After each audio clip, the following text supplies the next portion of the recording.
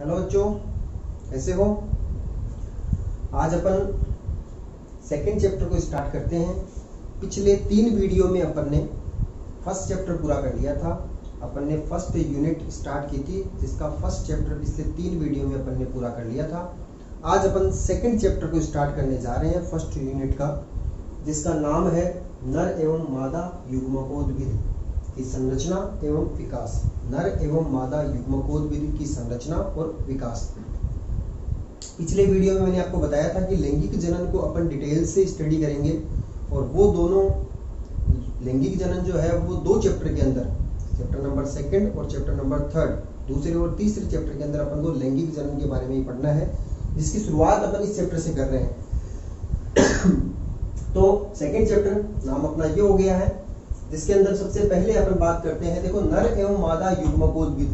अपन को इस चैप्टर के अंदर नर युग्मकोद्भिद और मादा युग्मकोद्भिद दोनों की संरचना क्या होती है और दोनों का विकास कैसे होता है, यानी दोनों बनते कैसे हैं, उनके बारे में स्टडी करनी है। इसमें सबसे पहले अपन नर युग्मकोद्भिद की संरचना एवं विकास के बारे में पढ़ेंगे। उसके बाद में मादा युग्मकोद्भिद की संरचना एवं विकास के बारे में पढ़ेंगे। मैं आपको थोड़ा सा बता देना चाहता हूं कि युग्मकोद्भिद शब्द आपके लिए नया होगा। युग्मकोद्भिद किसे कहते हैं, अपन थोड़ा सा इसके बारे में आपको बता देना चाहता हूं कि नर युग्मक, अपन नर युग्मकोद्भिद की बात कर रहे हैं, तो नर युग्मक कौन से होते हैं? पादपों के अंदर, लैंगिक जनन के अंदर नर युग्मक जो होते हैं वो परागकण होते हैं। अपन को पता है परागण की क्रिया जब जिनसे होती है वो परागकण नर युग्मक होते हैं। ये परागकण जब अंकुरित हो जाते हैं, अंकुरित कब होते हैं? ये परागकण जब परागण की क्रिया के द्वारा किसी मादा पुष्प के वर्तिकाग्र के ऊपर जाकर के गिरते हैं तो वहां पर अंकुरित होते हैं।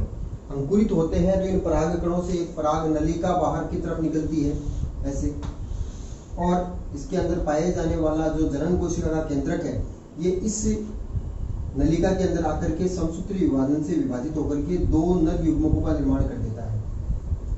तो अंकुरित परागकण जिसकी पराग नलिका के अंदर 2 अगुणित नर युग्मक पाए जाते हैं, उसे ही नर युग्मकोद्भिद कहा जाता है। हो सकता है ये आपके लिए नया हो, मगर डिटेल से अपन स्टडी करेंगे तो आपको समझ में आ जाएगा कि नर युग्मकोद्भिद क्या होता है। यानी अंकुरित परागकण को नर युग्मकोद्भिद कहते हैं अपन। तो युग्मकोद्भिद शब्द को अपन डिटेल से स्टडी करने के लिए चैप्टर की स्टार्टिंग करते हैं। अपन नर युग्मकोद्भिद की संरचना एवं विकास में सबसे पहले अपन को पुंकेसर के बारे में पढ़ते हैं, क्योंकि अपन नर जननांगों के बारे में पढ़ रहे हैं। तो पिछली वीडियो में अपन ने बताया था, मैंने आपको पुष्प की संरचना में कि पुष्प के अंदर नर जननांग जो होता है वो पुंकेसर होता है, जबकि मादा जननांग जो होता है वो अंडक या स्त्रीकेसर होता है।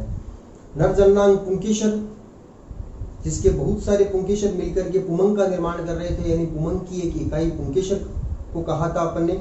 तो यहाँ पर अपन को पुंकेसर की संरचना पढ़नी है सबसे पहले। तो सबसे पहले अपन पढ़ते हैं पुंकेसर, जिसको लघु बीजाणुपर्ण भी कहा जाता है, एवं लघु बीजाणु धनी के बारे में पढ़ना है। पुंकेसर और लघु बीजाणु धनी के बारे में अपन को पढ़ना है। तो देखो, इस चैप्टर की प्रस्तावना में कुछ बातें अपन पढ़ते हैं जो पिछले वीडियो में अपन ने कर ली थी कि पादपों के अंदर लैंगिक जनन जो होता है वो पुष्प के अंदर संपन्न होता है, यानी मुख्य लैंगिक जननांग जो होता है पुष्प होता है। पुष्प के अंदर लैंगिक जनन की सभी घटनाएं पुष्प के अंदर ही होती है। पुष्प क्या होता है? पुष्प एक रूपांतरित प्ररोह है। पादप के अंदर पुष्प जो है एक रूपांतरित प्ररोह है। रूपांतरित प्ररोह है क्यों है, इसके बारे में मैंने आपको बताया था। फिर से अपन बात करते हैं कि प्ररोह है यानी एक शाखा है, मगर इस प्ररोह के अंदर, जैसे ये पादप है, इसके अंदर रूपांतरित प्ररोह है यानी एक पुष्प है। इस रूपांतरित प्ररोह के अंदर पर्व और पर्व संधियां जो होती है, वो पर्व और पर्व संधियां संघनित हो जाती है। संघनित का मतलब बहुत पास पास स्थित होती है। पर्व छोटे हो गए हैं तो पर्व संधियां बिल्कुल पास पास में आ गई है, संघनित हो गई है। और प्रत्येक पर्व संधि से पुष्प पत्र निकलते हैं, यानी पुष्प के पत्र जो बाह्य दल है, ये सब पुष्प पत्र कहलाते हैं, ये निकलते हैं। तो पर्व संधियां जब पास पास में स्थित हो गई है तो पुष्प पत्र भी बिल्कुल पास पास में निकले। इस प्रकार से तो पास पास में निकले तो इस पूरी संरचना से पुष्प बन गया है। प्ररोह के अंदर सामान्य प्ररोह जो होती है उसके अंदर क्या होता है कि पर्व और पर्व संधियां जो होती है वो संघनित नहीं होती है, यानी दूर दूर स्थित होती है। तो यहाँ से जब पत्ती निकलेगी या फिर कोई अन्य शाखा बनेगी तो दूर दूर स्थित हो गई है, तो ये एक प्ररोह बन गई है। मगर रूपांतरित प्ररोह में क्या हो गया है कि ये पर्व संधियां जो होती है संघनित हो गई है, यानी पास पास में आ गई है। पर्व की लंबाई छोटी हो गई है, पर्व इतना हो गया है, ये पर्व इतना हो गया है, तो पर्व संधि, ये पर्व संधि वाला भाग है, ये पास पास में आ गई है। तो यहाँ पर जब पुष्प पत्र निकलेंगे तो पास पास हो गए, संघनित हो गए, जिससे पुष्प का निर्माण हो गया है।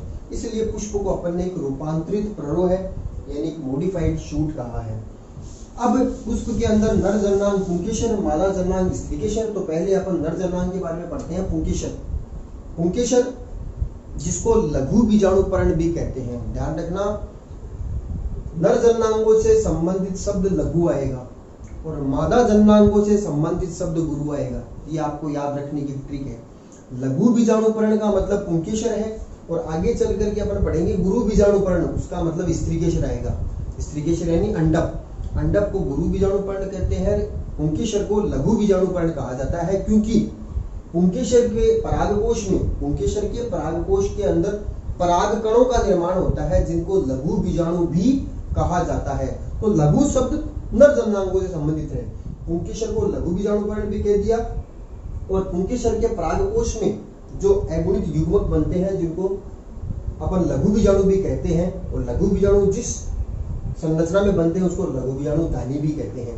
तो एक पुंकेसर की संरचना अपन पढ़ते हैं। तो पिछले वीडियो में मैंने आपको बताया था एक पुंकेसर जो होता है उसके 3 भाग होते हैं। कौन कौन से होते हैं? सबसे मुख्य भाग जो होता है वो होता है परागकोश, दूसरा होता है योजी और तीसरा है पूतंतु। ये 3 भाग मिलकर के एक पुंकेसर का निर्माण करते हैं। परागकोश, योजी और पूतंतु। पूतंतु जो होता है वो एक धागेनुमा वृंदनुमा संरचना है जो एक बंधे संरचना है, यानी जनन के अंदर कोई भाग नहीं लेता है। इसके ऊपर डायग्रामेटिकली देखते हैं अपन। पूतंतु ये वाला भाग हो गया, नीचे वाला भाग पुष्प की संरचना में कल मैंने आपको बताया था पिछले वीडियो में। पूतंतु ये एक धागेनुमा वृंतनुमा संरचना हो गई है। उसके ऊपर एक घुंडीनुमा संरचना के रूप में एक संरचना पाई जाती है जिसको परागकोश कहते हैं। ये परागकोश होता है जो मुख्य भाग होता है पुंकेसर का, जो जननक्षम भाग होता है, यानी इसी के अंदर परागकणों का निर्माण होता है। और तीसरा भाग हो गया योजी। योजी एक बंधे उत्तक है। योजी का काम होता है यहाँ पर परागकोश और पूतंतु को आपस में जोड़ने वाले जो उत्तक होते हैं, यही उत्तक आगे चल कर परागकोश के अंदर 2 पालियां होती है।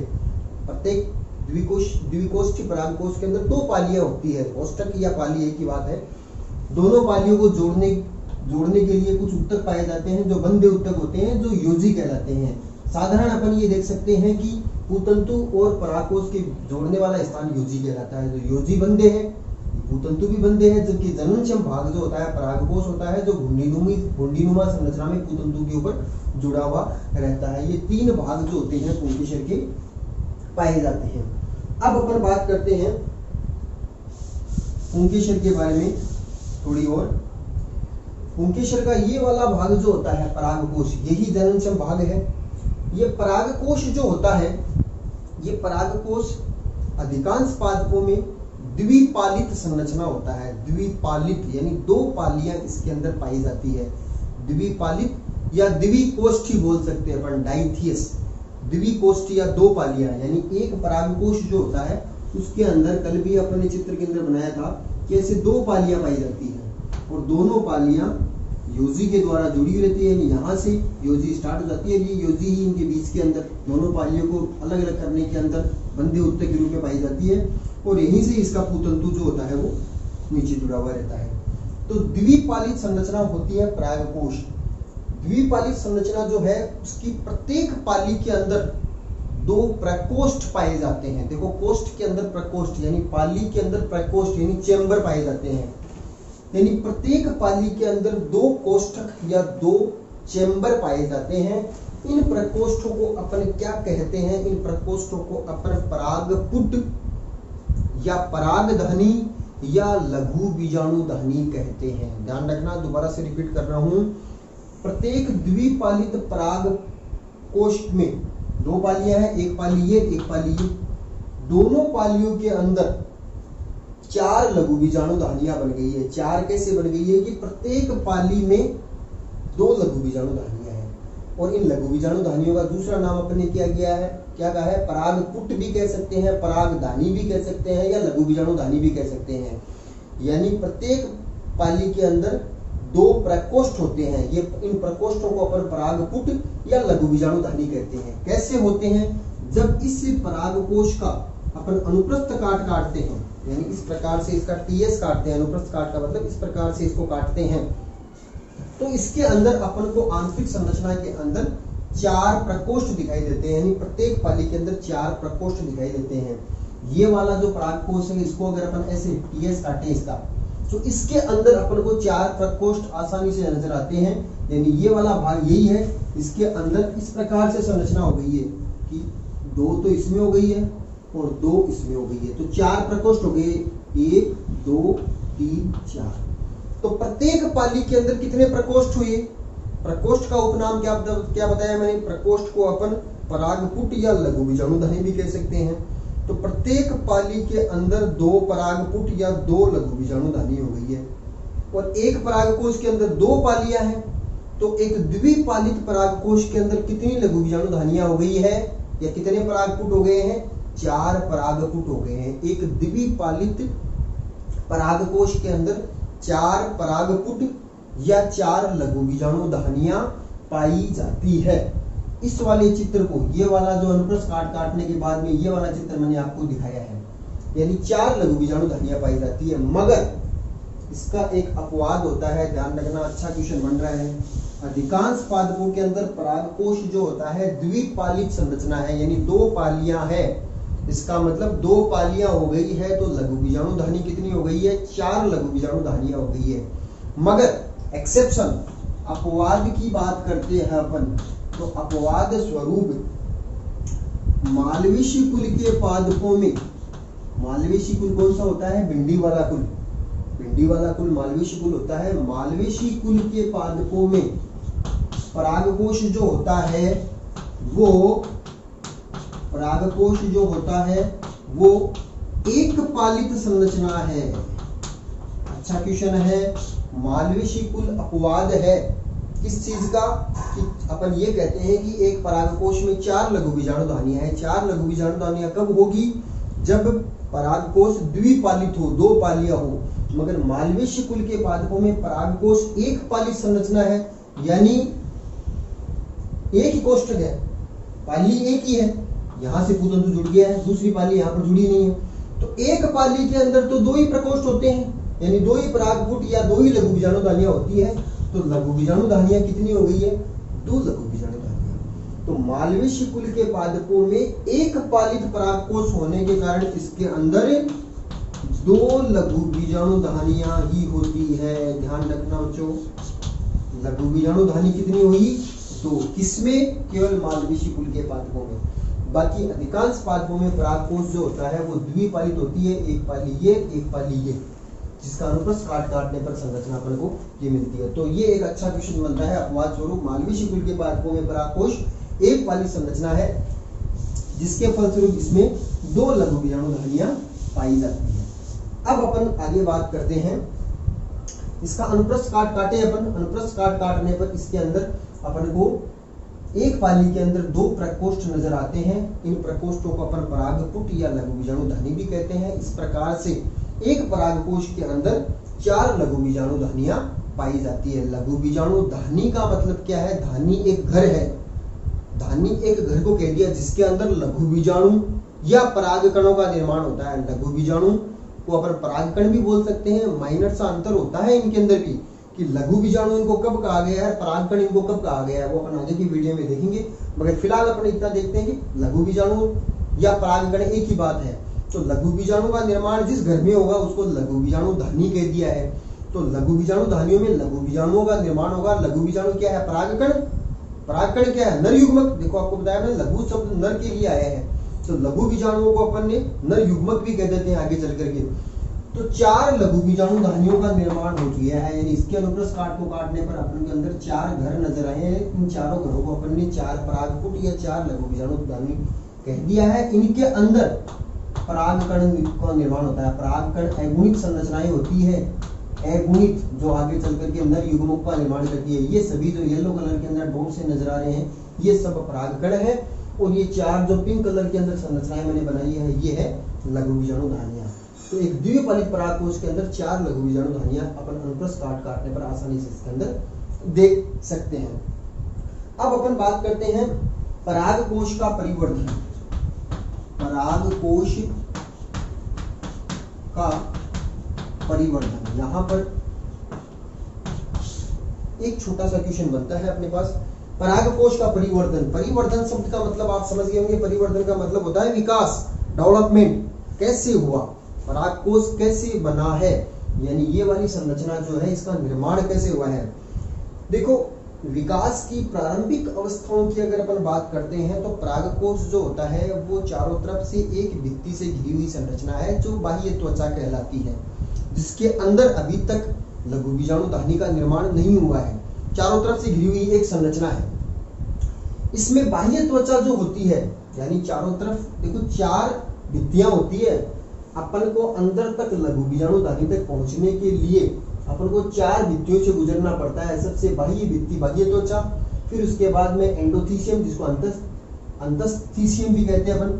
सबसे बाहर वाली लाइन जो 4 लाइनें बनाई है मैंने, 1 2 3 वाइट एक पिंक कलर की, सबसे बाहर वाली तो बाह्य त्वचा है, उसके बाद में अंतस्थ त्वचा है, फिर इसके बाद में तीसरी वाइट जो है वो मध्य परत है, उसके बाद में पिंक कलर वाली जो बनाई है मैंने ये टेपिटम होती है। तो लघु बीजाणु दाहिनी तक अंदर तक पहुंचने के लिए अपन को परागकोश की भित्ति से गुजरना पड़ेगा। परागकोश की भित्ति जो होती है वो 4 स्तरों से बनी होती है। सबसे बाह्य स्तर बाह्य त्वचा कहलाता है, उसके बाद में अंदर की तरफ अंतस्थीसियम वाली परत होती है, फिर उसके बाद में मध्य परत होती है, और सबसे आंतरिक परत, परागकोश की भित्ति की सबसे आंतरिक परत जो होती है उसको पोषूतक या टेपिटम कहते हैं, जो सबसे इंपॉर्टेंट परत होती है, सबसे महत्वपूर्ण परत होती है। इससे रिलेटेड बहुत सारे क्वेश्चन बनते हैं।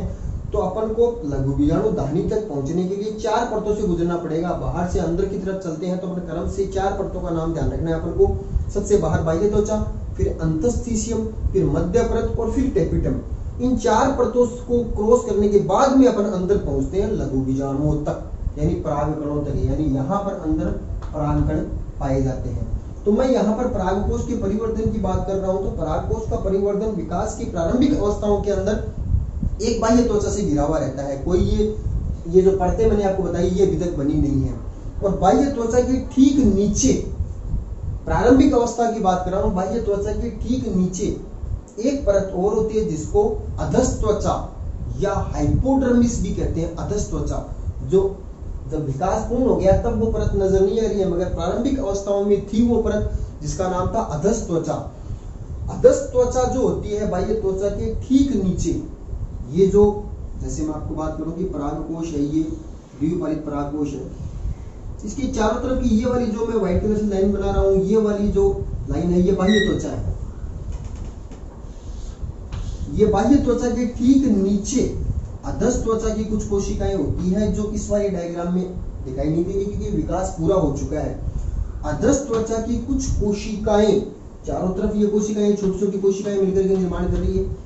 इनमें से कुछ कोशिकाएं जो होती है वो अन्य कोशिकाओं की तुलना में आकार में कुछ बड़ी होती है और सघन जीवद्रव्य युक्त होती है। जीवद्रव्य क्या होता है आपको 11th क्लास में अच्छी तरह पता है, प्रोटोप्लाज्म जिसको अपन बोलते हैं।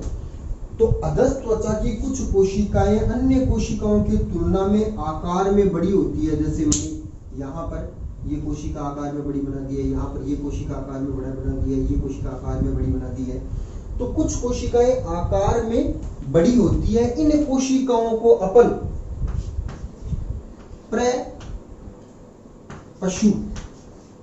प्रपशु कोशिकाएं कहते हैं। आर्किस्पोरियल सेल, नाम याद रखना, बार बार में आएगा। विकास की प्रारंभिक अवस्थाओं में परागकोश की बाह्य त्वचा की अधस त्वचा की कुछ कोशिकाएं अन्य कोशिकाओं की तुलना में आकार में बड़ी व सघन जीवद्रव्य युक्त होती है, जिनको प्रपशु कोशिकाएं कहते हैं, आर्किस्पोरियल सेल्स। ये प्रपशु कोशिकाएं बहुत इंपॉर्टेंट, बहुत महत्वपूर्ण कोशिकाएं हैं। आगे चलकर के संपूर्ण लघु बीजाणु धनी का निर्माण इन्हीं से ही होगा, प्रपशु कोशिकाओं से। तो ये कहलाती है प्रपशु कोशिकाएं। तो क्वेश्चन आ जाए प्रपशु कोशिकाएं क्या होती है, तो आपको ये लिखना है कि परागकोश की बाह्य त्वचा के नीचे स्थित अधस त्वचा की कुछ कोशिकाएं जो आकार में बड़ी व सघन जीवद्रव्य युक्त होती है उनको प्रपशु कोशिकाएं कहते हैं। ये प्रपशु कोशिकाएं आगे चल करके लघु बीजाणु दानी या परागकूट का निर्माण कैसे करेगी ये अपन आगे डिटेल में करेंगे। एक तो क्वेश्चन ये हो गया प्रपशु कोशिकाएं क्या होती है। दूसरा अपन बात करते हैं कि परागकोश का परिवर्धन जो होता है वो एक विशेष प्रकार का परिवर्तन होता है। परागकोश का परिवर्तन जो होता है वो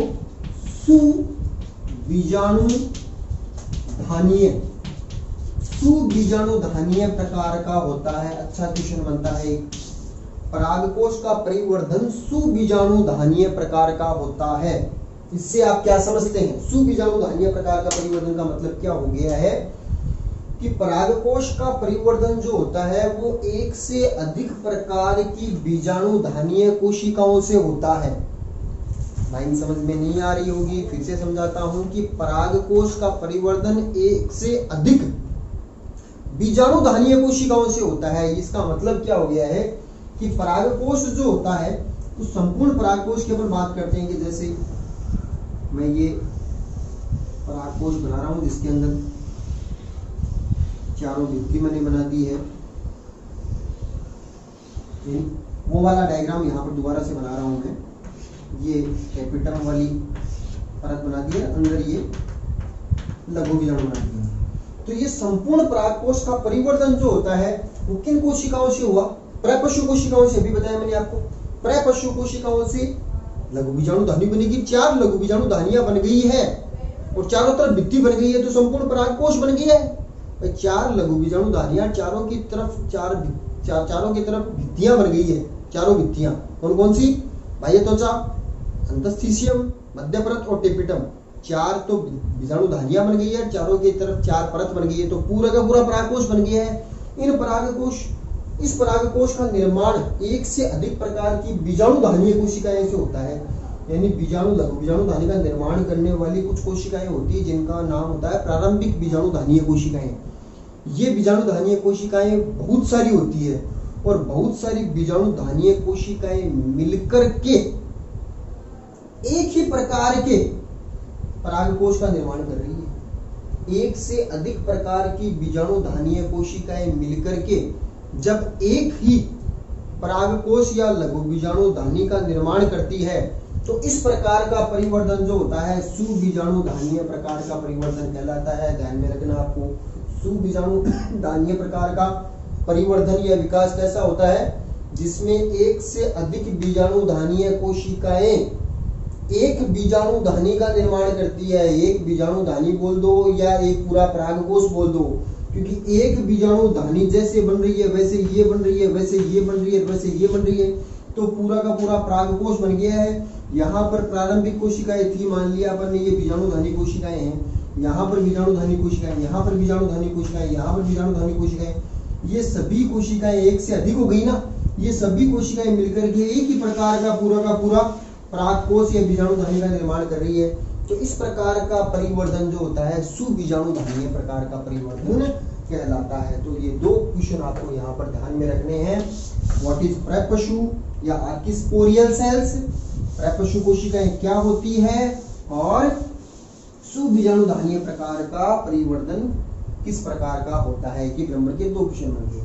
अब अपन परागकोश के परिवर्तन में प्रपशु कोशिकाओं से आगे चल करके लघु बीजाणुधानी परागकणों का निर्माण और परागकोश की चारों भित्तियां कैसे बनती है उसके बारे में पढ़ेंगे। यानी प्रपशु कोशिकाएं आगे चल करके क्या करती है?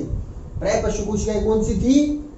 अधस त्वचा की कुछ कोशिकाएं जो अन्य कोशिकाओं की तुलना में आकार में बड़ी व सघन जीवद्रव्य युक्त होती है, वो प्रपशु कोशिकाएं थी। ये प्रपशु कोशिकाएं वास्तव में प्रारंभिक कोशिकाएं हैं, सबसे पहले बनने वाली कोशिकाएं हैं और इन्हीं कोशिकाओं से आगे चल कर के लघु बीजाणुधानी बनेगी। एक प्रपशु कोशिकाओं से एक लघु बीजाणुधानी, दूसरी प्रपशु कोशिका दूसरी लघु बीजाणुधानी, इस प्रकार से 4 प्रपशु कोशिकाओं से 4 लघु बीजाणुधानियां बन जाएगी और 4 लघु बीजाणुधानियां बन गई है तो पूरा का पूरा परागकोश बन गया है। तो प्रपशु कोशिकाओं से परागकोश का निर्माण किस प्रकार से होता है ये अपन अगले वीडियो के अंदर डिस्कशन करेंगे। इस वीडियो में अपन ने बेसिक इंट्रोडक्शन के बारे में पढ़ा है कि लैंगिक जनन किस अंग में होता है, यानी पुष्प में होता है। पुष्प क्या होता है? पुष्प के अंदर नर जननांग पुंकेसर, पुंकेसर की संरचना किस किस भागों से मिलकर के बना होता है। पुंकेसर के अंदर परागकोश, परागकोश के अंदर कितनी पालियां होती है, द्विपालित होता है, 4 लघु बीजाणुधानियां होती है, अपवाद मानवेशी कुल में पढ़ा। और उसके बाद में परागकोश के परिवर्धन के अंदर अपन ने प्रपशु कोशिकाएं और सुबीजाणुधानीय प्रकार का परिवर्तन क्या होता है इसके बारे में पढ़ चुके हैं अपन। अगले वीडियो के अंदर अपन प्रपशु कोशिकाओं से आगे चल करके 4 लघु बीजाणुधानियों का निर्माण और ये जो डायग्राम अपन ने बना रखे हैं इनके बारे में डिस्कशन करेंगे। Thank you.